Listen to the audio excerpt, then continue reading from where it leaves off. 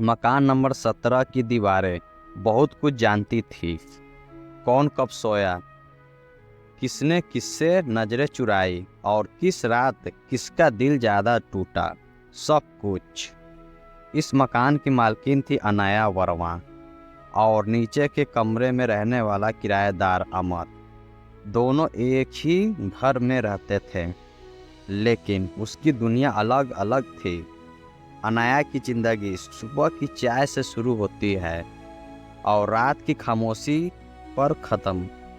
पति के मौत के बाद उसने न सिंदूर लगाया, न रंगीन कपड़े छोड़े, बस अपने आप को छोड़ द।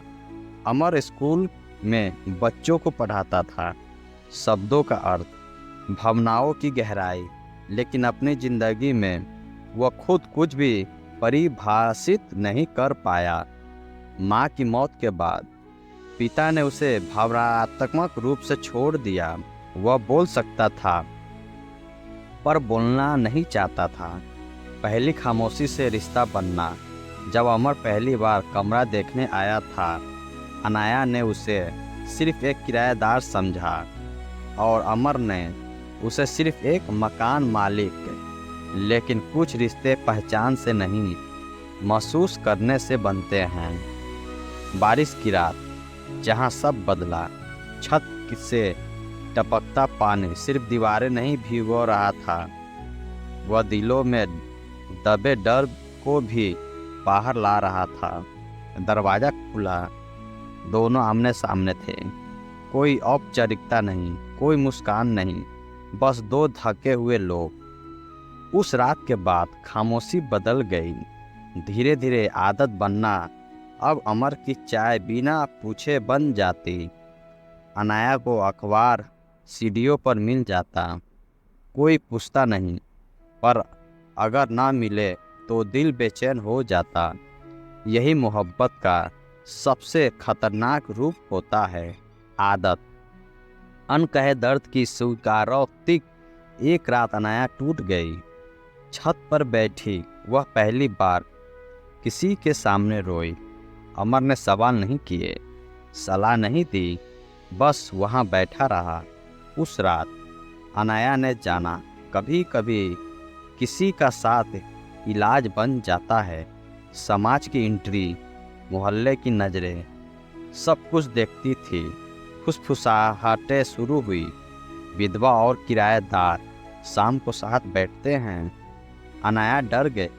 सालों से जो हिम्मत बनाई थी वह फिर डगमगा गई। दूरी का फैसला। अमर, हमें दूरी रहनी चाहिए, अनाया ने कहा। अमर ने बहस नहीं की, पर उस रात उसने पहली बार अपना कमरा बदलने का सोचा। अलग होने का दर्द। जब अमर ने मकान छोड़ने की बात कही, अनाया ने रोका नहीं, पर अंदर कुछ टूट गया। जिस रिश्ते को जिसने नाम नहीं दिया था वह टूटने लगा। सीढ़ियों पर इनकार। जिस दिन अमर जाने वाला था, अनाया ने उसे फुसकारा। अमर, बस नाम, लेकिन उस नाम में डरा सारा डर, सारी चाह, सारी मोहब्बत थी। अमर, तुम चले गए तो यह घर फिर से खाली हो जाएगा, अनाया बोली। अमर ने ऊपर देखा और पहली बार अपनी भावना को स्वीकार किया। मैं भी यही कहने आया था, उसने कहा। खामोशी क्रांति। यह कोई फिल्मी प्यार नहीं था, कोई अचानक शादी नहीं।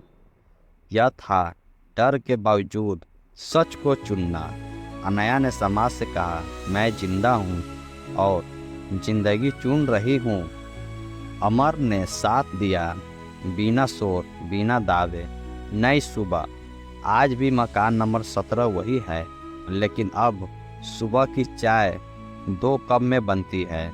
खामोशी डरावनी नहीं लगती। यह कहानी शोर की नहीं, खामोश क्रांति की है, जो दिल के अंदर शुरू होती है और इंसान को फिर से जीना सिखाती है।